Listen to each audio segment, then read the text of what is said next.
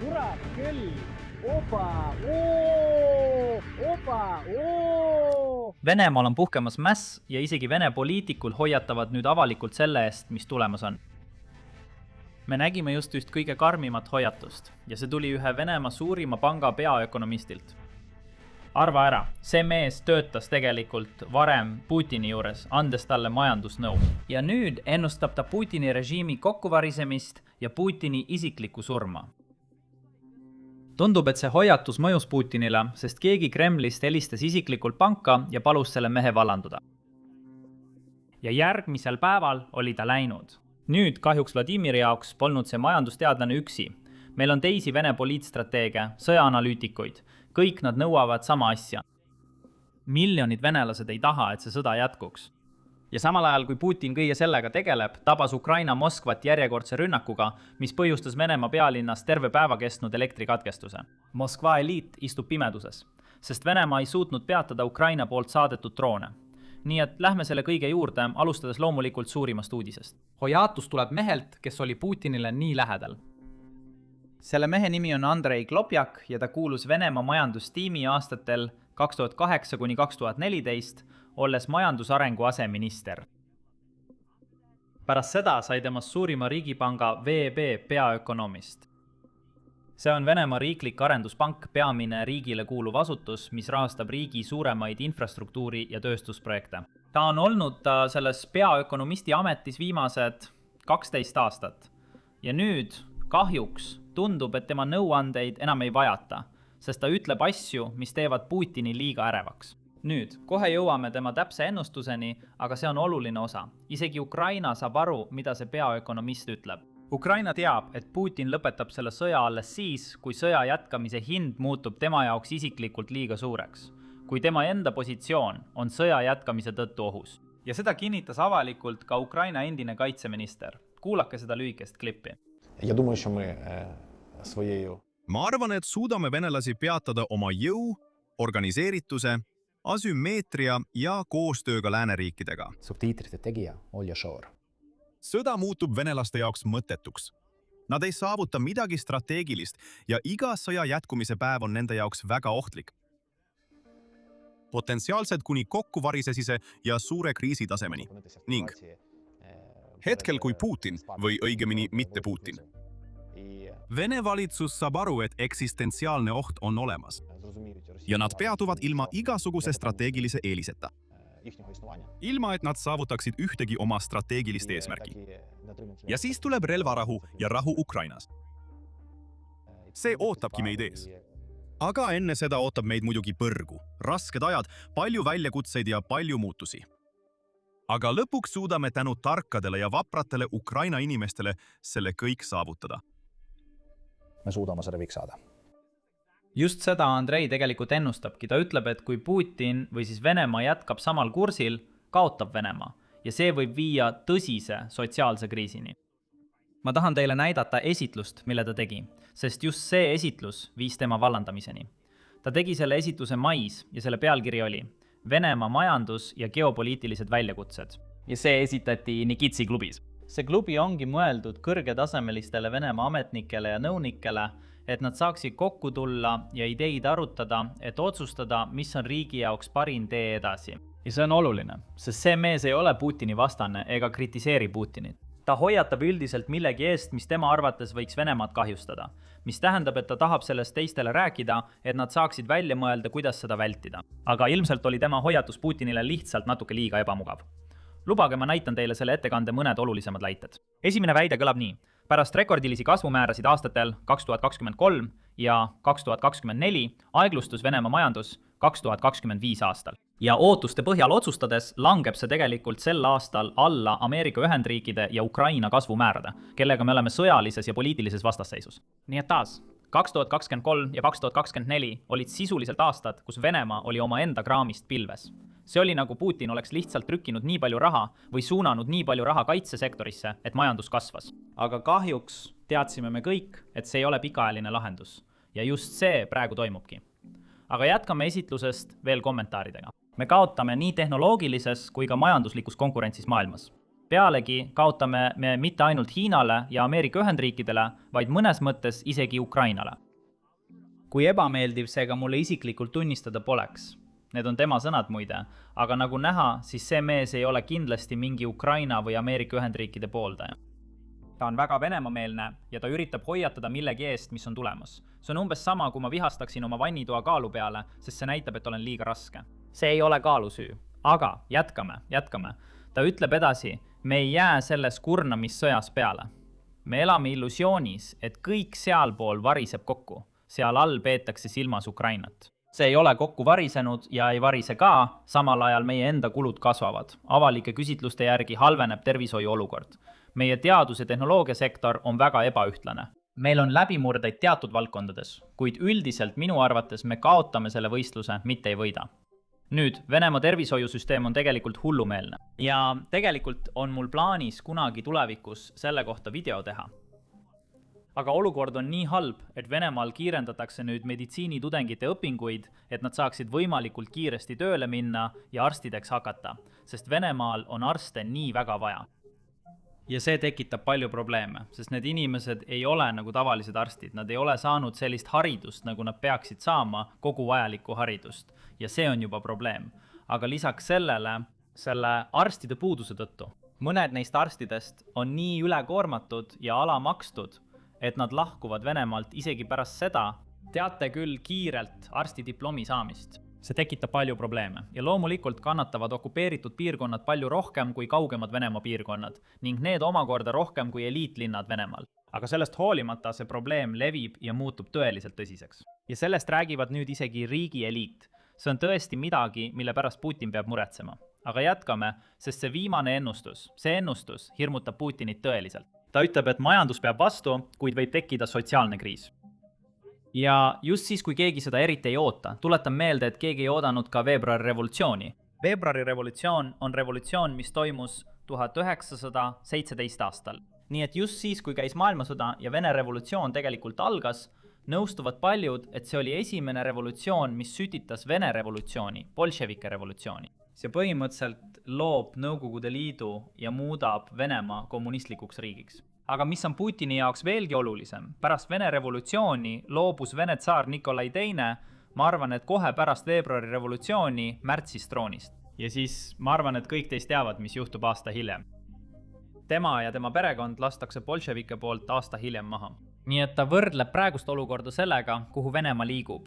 1917. aasta veebruari revolutsiooniga, mis võib viia Venemaa täieliku kokkuvarisemiseni. Ta ütleb küll, et ei ennusta Venemaa kokkuvarisemist, kuid ta ennustab asju, mis on kindlasti muret tekitavad. Vaadake tema viimast ennustust, mille ta selles esituses ütleb. Ma usun, et Venemaa ei lagune, kuid olen peaaegu kindel, et me jõuame sotsiaalse kriisini. Me ei varise majanduslikult kokku, kuid meie mahajäämus kasvab edasi koos kõigi sellest tulenevate tagajärgedega. Sellest piisas, sest ilmselt, nagu Vene meedia väidab, muide, see ei ole info, mida me saame Lääne või Ukraina meediast. Vene meedia avaldas raporti, et on vallandatud ja nad ei saanud pangalt kommentaari, miks ta vallandati. Aga üks tema ametikohale lähedal seisev inimene pangas ütles anonüümselt Vene meediale, et ta vallandati, sest pärast seda esitlust tuli Kremlist otsekõne. See esitlus kajastati hiljuti Moscow Timesis vene keeles. Ma arvan, et Vene avalikkus loeb seda palju rohkem. Pärast seda, kui esitlus selles väljaandes kajastati, vallandati ta sõna otseses mõttes 2 päeva hiljem. Kui see sai Venemaal suureks uudiseks, ei saanud Putin lihtsalt lubada, et see mees oleks võimul või mõjukal positsioonil. Ma arvan, et Putin ise helistas panka ja palus ta vallandada. Kui ma peaksin spekuleerima, siis ütleksin, et 1917. Aasta mainimine oli ilmselt see, mis sellele mehele saatuslikuks sai. Sest Putin võib-olla talub mõningast kriitikat majanduse kohta, aga ma ei usu, et talle sobib rääkida tsaari troonilt kukutamisest ja hiljem tapmisest. Sest Putin on väga fatalistlik, kas see on õige sõna. Ta mõtleb palju surmale. Ja seda oleme teada saanud inimestelt, kes töötasid Putiniga väga lähedalt, näiteks tema esimesel, teisel ja isegi 3. ametiajal. Vaadake seda raportit. See on küll vana uudis, aga ma tahan seda teiega jagada, sest see haakub meie teemaga. Putini suurim õudusunenägu on tegelikult video Gaddafi tapmisest. Mitte tapmine, vaid surm. Tema lähedaste allikate sõnul, kes olid tol ajal tema juures, oli Putin Liibüa diktaatori surmast nii häiritud, et ta veetis tunde järjest vaadates videot Gaddafi tabamisest ja tapmisest. Ta samastab end selgelt Gaddafiga ja kardab, et ühel päeval võib temaga juhtuda täpselt sama. Nüüd, kui sa seda tead, on minu arvates üsna loogiline, miks Putin kardab nii väga, et teda võrreldakse 1917. aastaga, kui tapeti viimane Vene tsaar. Võib-olla. Jällegi, see on lihtsalt minu teooria, sest see oli suur asi, kui see välja tuli. Paljud inimesed rääkisid, kuidas Putinile oli see, mis Liibüas juhtus, tõeline kinnisidee. Ja lisaks sellele arvan ma, et paljud tema otsused olid tehtud selleks, et vältida Venemaal seda, mis juhtus Liibüas.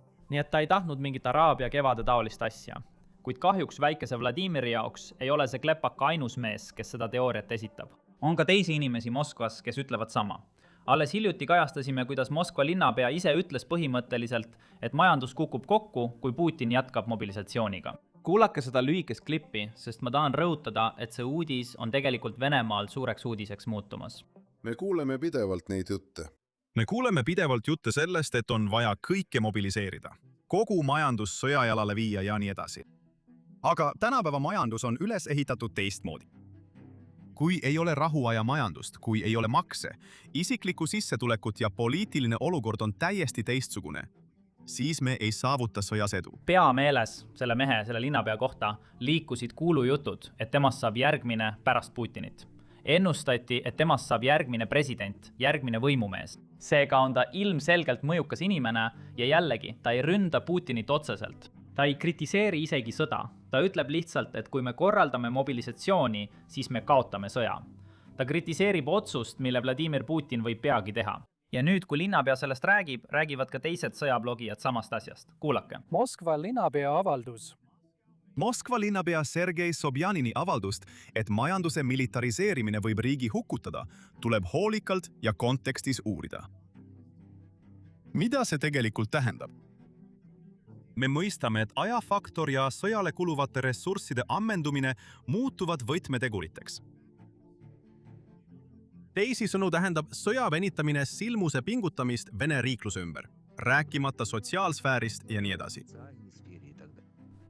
Siis on meil veel üks Vene poliitstrateegist kommentaator, kes räägib sellest, kuidas tegelikult on miljoneid venelasi, kes ei ole häälekad, kuid on sõja vastu. Vaadake seda avaldust. Kommentaatori nimi on Shadav ja ta ütleb: Jabloko käsitlus toob esile olulise teema, et rahu on parem kui sõda.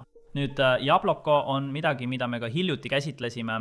See on ainus sõjavastane partei Venemaal, mis on nüüdseks keelatud osaleda septembris toimuvatel valimistel. Ja muide, lisaks sellele on mõned poliitikud, kes pannakse 10 aastaks vangi lihtsalt sellepärast, et nad on sõja vastu. Sellest räägime videos hiljem, sest siis on sellel rohkem mõtet. Aga seda tasub meeles pidada. Aga jätkame selle avaldusega. Rahu on parem kui sõda. See on tees, millel on palju laiem toetus kui ainult ühel marginaalsel parteil. Isegi lojaalse ja kuuleka ühtse Venemaa valijaskonna seas on miljoneid mehi, miljoneid inimesi. Ma arvan, et ta mõtleb seda mõlemast soost, kes vaikselt sosistavad, millal see lõpeb. On aeg läbi rääkida. Oleme nagu lambad pead kokku löönud ja nii palju verd valanud ilma mõjuva põhjuseta. Meil on vaja rahu, meil on vaja läbirääkimisi, meil on vaja diplomaatiaid, lõpetage üksteise tapmine ja selle hävitamine, mille ülesehitamine võttis aastakümneid lihtsalt järjekordse maljatomatka pärast. Ma julgeksin ettevaatlikult oletada, et just nii arvab, kui mitte enamus, siis vähemalt väga märkimisväärne osa ühiskonnast. Nüüd Maljatomatka on linn, mille pärast Venemaa on väga kaua võidelnud, et see vallutada. Ja see on lihtsalt tavaline linn, kuid sellest on Venemaal saanud meem, kus inimesed lihtsalt naljatlevad, et miks meil on vaja Maljatomatkat. Kas me kavatseme ohverdada veel 1 miljon inimest lihtsalt selle väikese linna vallutamiseks? Muide, see linn asub Ukrainas. Aga jah, see ongi see, mida ta kasutab põhimõtteliselt öeldes, et ärge hävitage seda, mille ehitamine võttis aastakümneid, lihtsalt järjekordse Maljatomatka pärast. See tuleb ühelt Vene kommentaatorilt, kellel on Venemaal arvestatav jälgijaskond. Nüüd olen kindel, et mõned teist mõtlevad, et need on ju lihtsalt majandusteadlased ja kommentaatorid, eks. See pole tegelikult nii oluline. Ja ma tean, et paljud inimesed ei pea majandusteadlasi just eriti lugupeetavateks. Ma arvan, et president Reaganil on üks nali, et kogu maailma kaose loovad majandusteadlased, mis teatud mõttes ongi natuke tõsi. See on mingil määral loogiline. Aga mitte ainult need ametid ei kritiseeri toimuvat. Isegi mõned sõjaväejuhid ja sõjaväega seotud inimesed ütlevad sarnaseid asju. Järgmisena on mul klipp sõjalise strateegiaga tegelevalt inimeselt, kes oli varem Venemaa kindralstaabi liige, Konstantin Sikov. Ja ta hoiatab selle eest, millest me oleme rääkinud. ta hoiatab sama asja eest, mida kõik need majandusteadlased ennustavad. Sotsiaalpoliitiline plahvatus Venemaal. Kuulake nüüd. See tähendab strateegilise pealetungi operatsiooni läbiviimist, mille eesmärk on Ukraina relvajõudude otsustav lüüa saamine. Kõik muu on poolik lahendus. Poolik lahendus, mis viib olukorra meie riigi jaoks kriitiliselt ohtliku piirini. Ja mis on järeldus? Kõike seda tehakse kõige kiuste. Nii et järeldus on väga lihtne. Et kui me ei liigu selliste otsustavate tegude juurde kohe praegu või lähitulevikus, siis sotsiaalpoliitilise plahvatuse oht hakkab meil järk-järgult suurenema. Mis on märgid? Esimene märk on suurkapitali selge rahulolematus valitsuse poliitikaga. See näitab sügavat lõhet Venemaa poliitilises eliidis. Tegelikult on suur äri avalikult astunud vastu presidendi ja valitsuse poliitikale. Teisest küljest näeme ühiskonnas kasvavat rahulolematust. Ühiskonnas. Nüüd tahan ma ühes asjas selge olla. Jah, paljud inimesed Venemaal on selle sõja vastu ja üha rohkem neist julgeb sellest rääkida. Kuid see ei tähenda, et kõik oleksid sõja vastu. Tegelikult on Venemaa valitsuses mõned alkohoolikud, kes toetavad seda sõda täielikult. Ja need inimesed nimetavad avalikult kõiki, kes sõjale vastu on, idiootideks. Muidugi, mõned teist võivad juba aimata, kellest ma räägin. Ma räägin Putini lemmiknukust Dmitri Medvedevist. Ja alles hiljuti sõimas ta kõiki noori inimesi Venemaal. Ta ütles, et iga noor venelane, kes on sõja vastu, on idioot. Kuulake ise. Sellest hoolimata ideoloogiline vastasseis. Ideoloogiline vastasseis ei lõpe, sest need probleemid ei eksisteeri ainult nende poolel. Meil on ka neid. Vaadake, milline. Vaadake, kui palju idioote see keeruline dramaatiline periood on päevavalgele toonud. Just selles väga keerulises dramaatilises perioodis. Idioote, no. Noored idioodid, kes tihti ei saa arugi, mida nad teevad ja usuvad igasuguseid lubadusi mingi haletsusväärse rahasumma eest või tahavad lihtsalt oma eakaaslastele öelda, et nad on kõige vastu. Oma eakaaslaste seas öelda, et ta on kõige vastu. On muidugi sageli noortele omane. Aga mis on probleem? Me peame lihtsalt aru saama, et paljudel inimestel on peas midagi viga. Selline patriootika. Seepärast peab patriootlik kasvatus, mis põhineb meie kangelaste parimatel eeskujudel, on äärmiselt oluline. See annab meile tohutuid võimalusi tagada, et enamik inimesi mõistaks paremini tõde. Sõjast, kättemaksust, meie riigi rollist. Sellest, mida on sajandite jooksul selle kaitsmiseks tehtud ja mida tehakse praegu. Ja loomulikult on see mees ametlikul positsioonil, seega peab ta olema veidi diplomaatilisem. Aga Vene sõjablogijad, kes seda sõda toetavad, ei ole endiselt nii diplomaatilised. Minu arvates lähevad nad sellega liiga kaugele. Aga enne kui me selle klipini jõuame, tahan teile näidata, mis toimub selle parteiga, mille Putin just hiljuti keelustas. Ainsa sõjavastase parteiga Venemaal. Me rääkisime oma eelmises videos sellest parteist, et nad keelustati eelseisvatel valimistel kandideerimast, autoriõiguste rikkumise ja muu sellise tõttu.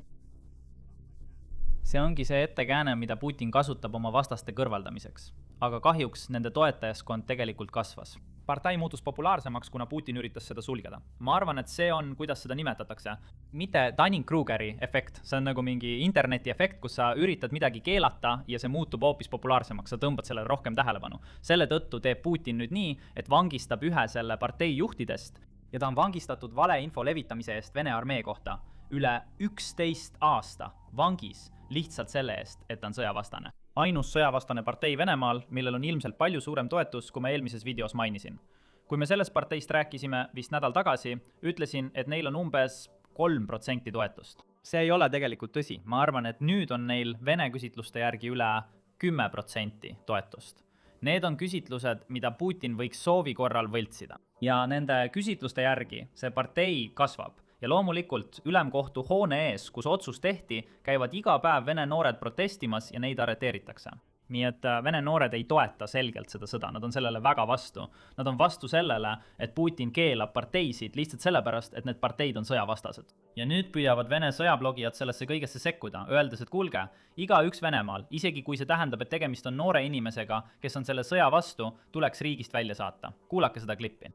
Need värdjad kirjutavad, et esimest korda 5 aasta jooksul on Vene kodanikel tõeline võimalus hääletada rahu ja vabaduse poolt, seaduslikult ja turvaliselt seista relvarahu kokkuleppe eest. Te värdjad ja tõprad. Aitäh kõigile, kes usuvad rahumeelsesse ja vabasse Venemaa tulevikku. Nad usuvad Venemaa rahumeelsesse ja vaba tulevikku. Nii saab olema, kui me võidame. Ja me viskame teid siit välja. Ja seetõttu kutsume teid üles meiega ühinema ja koos töötama. Selle on kirjutanud keegi Nikolai Rõbakov, Jabloko partei esimees, kes mingil põhjusel pole siiani vanglas. Miks nad pole seda värdjat kinni pannud? Miks ta pole ikka veel trellide taga? Milline kamp mandunud inimesi? Kui jätame emotsioonid kõrvale, siis loomulikult olen ma laia poliitilise spektri poolt. Aga kui sellesse poliitilisse spektrisse tulevad inimesed, keda ausalt öeldes ei huvita rasked lahingud ega meie meeste surmad, siis nad tegelikult praegu pakuvadki seda jama välja. Mingisugused rahulepped. Ei, ka meie president pakub rahuleppeid. Meie president on valmis läbirääkimisteks, aga ühel tingimusel. Demilitariseerimine, denatsifitseerimine, vene keel, Vene õigeusu kiriku staatuse taastamine, Donetsk ja Luhansk täielikult meile kuuluvad. Zaporižja, Hersoni piirkond. Kõik need värdjad kadugu sealt minema. Andke kõik meie territooriumi tagasi. Me vaatame. Siis näeme mitte liitunud staatust, vaba Musta merd. Eks näeme. Neil on hoopis midagi muud vaja. Need inimesed tahavad midagi muud. Nad tahavad, et riik ise lakkaks olemast. Ja nad jätkavad. Ma ütlen teile, mida nad praegu teevad. Seda nimetatakse sondaažiks. Operatiivtöös on olemas selline mõiste nagu agendi sondaaž. Kuid siin sobib see mõiste selle sõna kõige täielikumas tähenduses. Need värdjad otsustasid vaadata, kui palju neid sitta on siin veel alles, kes hääletaksid Jabloko poolt. Noh, andke minna. Vabandust, et ma teid nii nimetan. Ma usun, et inimesed, kes ei toeta sõjalist erioperatsiooni, inimesed, kes vihkavad minu riiki, inimesed, kes arvavad, et territoorium tuleks loovutada ja nii edasi, kõik nemad. Need on inimesed, kellelt tuleks kodakondsus ära võtta. Kui sulle ei meeldi minu suur Venemaa, siis kaogi siit minema. Vernie Lars. Sind ootavad paljud linnad ja riigid. Nad annavad sulle isegi töö. Ukraina julgeolekuteenistused ja sõjaväeluure. Kasutades julgeolekut ja sõjaväeluuret. Samas, kui kõik see toimub, jätkab Ukraina väljaspoolt surve avaldamist. Alles eile õhtul sai Moskva eliit omal nahal tunda, mida ülejäänud riik juba teab. Siin näete oma ekraanil, et Ukraina saatis 100 droone üle kogu Venemaa. Mõned neist suundusid isegi pealinna. Meil on tegelikult paar klippi Moskvast, kus droonid plahvatavad igal pool. Esimest neist nägite juba video alguses. Siin on teine. Vaadake.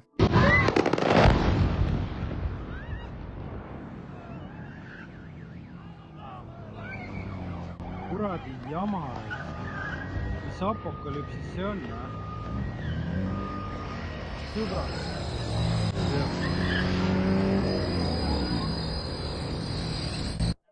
Nüüd tuleb natuke kummaline osa. See rünnak toimus öösel ja öösel ei olnud elektrikatkestust. Aga hommikul oli elektrikatkestus, mis algas kohe pärast seda, kui elanikud kuulsid alajaamas valjupauku. Sel hetkel ei olnud taevas ühtegi drooni. Nii et ma ei ole päris kindel, mis see pauk oli. Võib-olla oli see droon, mis tabas alajaama ja sellest põhjustatud kahju levis hiljem mingisuguseks plahvatuseks või oli see hoopis midagi muud. Võib-olla oli see lihtsalt Vene infrastruktuur, mis laguneb, sest see on vana. Ja olgem ausad, see pole sugugi võimatu. Igatahes, mis iganes see oli, see põhjustas paljudele venelastele suuri peavalusid, eriti Moskva äripiirkonnas. Vaadake ise. Väidetavalt on osad Moskva piirkonnad elektrikatkestuse käes. Umbes 10 inimest olevat olnud lõksus teatriliftis ega saanud ilma abita välja. Eraldi on katkestusteateid hüppeliselt kasvanud paljudes teenustes Venemaal, sealhulgas telekommunikatsioonioperaatorites, pankades, sotsiaalvõrgustikes, voogedastusplatvormides ja teistes veebiteenustes. Teatatud elektri- ja internetikatkestuse põhjust ei ole avalikustatud. Kokku näib, et see elektrikatkestus mõjutas umbes 10 000 moskvalast pärast öist droonirünnakut. Ja taas me ei tea täpset põhjust, aga tõenäoliselt võib selle ühel või teisel moel Ukraina arvele panna. Ja ma olen kindel, et just nii Venemaa ka teeb. Ja loomulikult selle sõja tõttu jätkab Venemaa majandus raskustes olemist. Ja Venemaa aktsiaturg näitab meile seda väga selgelt. Pangad on languses, laofirmad näiteks Wildberries, isegi kui Wildberries on eraettevõte, ma olen kindel, et see on samuti languses. Ja te teate, miks see languses on. Ka Ozon on languses, mis on Wildberriesi konkurent. Ja kõik ettevõtted, mis moodustavad suure osa Venemaa majandusest, need langevad üsna kiiresti. See mäss, mille eest majandusteadlane hoiatas, tundub, et turg juba hääletab selle toimumise poolt. Nüüd tahan ma teile näidata üht huvitavat klippi, mille ma hiljuti leidsin. Meil on Ameerika vabatahtlik, kes võitleb Ukrainas Ukraina eest. ja ma tahan enne selle klipi näitamist selgitada.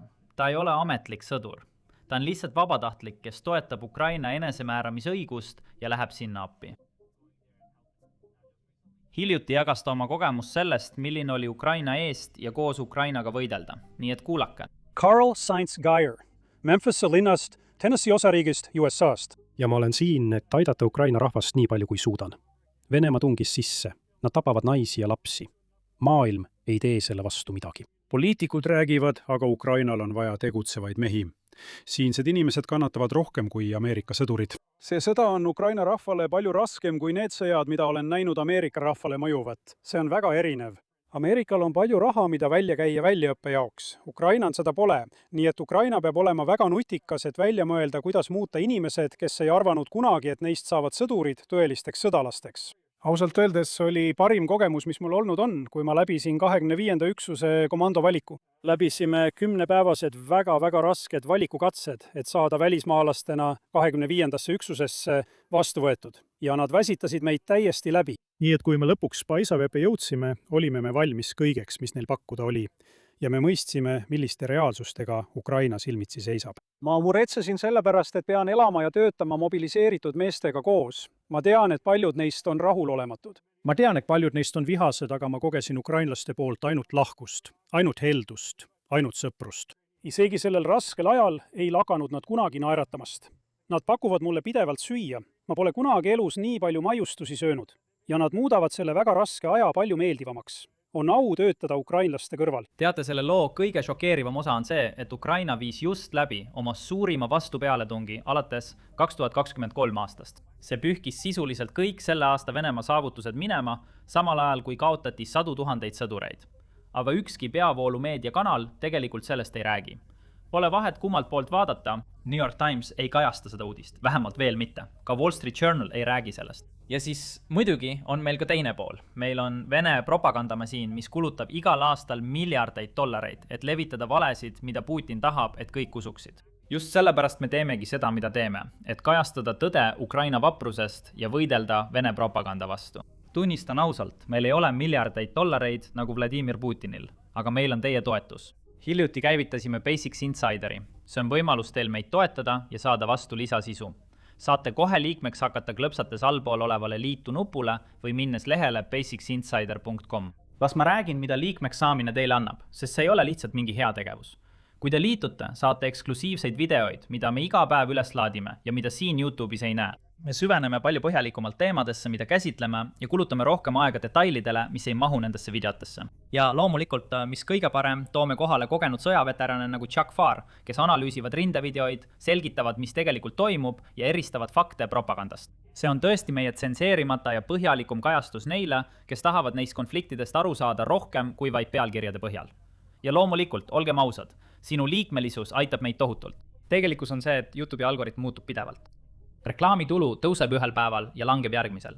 Videoid soovitatakse sel nädalal, aga võib-olla järgmisel nädalal enam mitte, sest ütlesime midagi. Sellepärast tähendab liikmete kogukonna loomine seda, et saame jätkata iseseisva sisu tootmist, ilma et sõltuksime täielikult kõikvõimsast algoritmist. Kui sulle meeldib põhjalikum analüüs ja tahad aidata meil selle tööga jätkata, siis saad liikmeks hakata klõpsates allpool olevale liitu nupule või minnes lehele Basics Insider. Meil oleks väga hea meel siin meie seas näha. Ja mis kõige parem, siin on lõik meie eksklusiivsest videost, kus Chuck Farr teeb oma tavapäraseid analüüse. Kuula. See näitab lihtsalt ühe neist Wildberrisi rajatistest tabamuse järgset olukorda. Tead, mis selle juures huvitav on? Kõik arvavad, et näe, nad põletasid hunniku iPhone, rulasi ja ma armastan Putinit T-särke.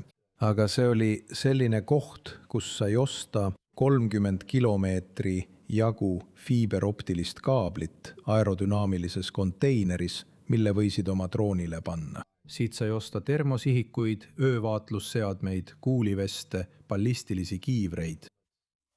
Ja teine asi on see, et need ei ole ju ainult rünnakud kauba vastu, eks. Sa vaatad täiesti hävitatud jaotuskeskust.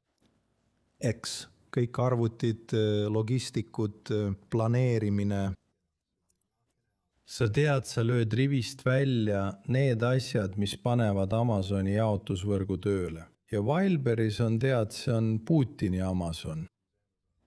peab mõtlema, kui need asjad ei oleks seinast seina laotud, siis need ei põleks niimoodi maha. jah, ja ma ei ole küll mingi tuleohutuse spetsialist, aga sul on seal plastikut, elektroonikat, ilmselt hunnikutes liitiumakusid. ma mõtlen, see ongi see, mida siilid nimetavad ahelreaktsiooni tekitavaks sihtmärgiks, mis tähendab, et kui sa selle pihta saad, hävitab see end ise. Ja see ei saanudki juhtuda parematele meestele, nii et oota viivitusi. Kui sa tellisid midagi Wildberriesist jõuludeks, siis näeme ilmselt lihavõtte pühadel. Nad võtsid just ka seaduse vastu, Adam, et nad ei vastuta droonide tekitatud kahju eest. Ja nad võtsid selle seaduse vastu umbes nädal enne nende rünnakute algust. Nii et ma nägin seda ja kuulsin pidevalt inimesi rääkimas, kui palju raha Wildberries on Vene pankadele võlgu. Tead, nad ei suuda seda tagasi maksta. ja mul on kolleeg Kiev Postis Jason Smart. Ja tead, tema süveneb majandusse päris põhjalikult. Vaata, tema on doktorikraadiga. Mina olen lihtsalt uste sisselööja. Aga me teame, kuidas krediidi lagunemine ja mitte ning tead küll, kui see Wildberriesi võrgustik muutub, tead küll, kui see räsitakse, võib see vähem raha teenida. Ja see tähendab, et see ei suuda oma võlga teenindada ja nii edasi. See on väga omavahel seotud süsteem ja see kõik toimub Putini ja Venemaa jaoks väga halval ajal. Nii palju kaudseid mõjusid, mis mõjutavad kõiki kodanikke ja nad peavad minema Putini juurde ja ütlema, kuule, me ei kavatse sellega enam leppida. No Vene rahval on uskumatu kannatamisvõime. Nad ootavad kahepalgelisust, puudujääke, normeerimist ja nii edasi. Tead, septembris on Ühtse Venemaa valimised. Neil on 24% toetus. Kui soovid selle video ülejäänud osa ja rohkem selliseid videoid vaadata, võid minna Basics Insiderisse või klõpsata allpool olevale liitumisnupule.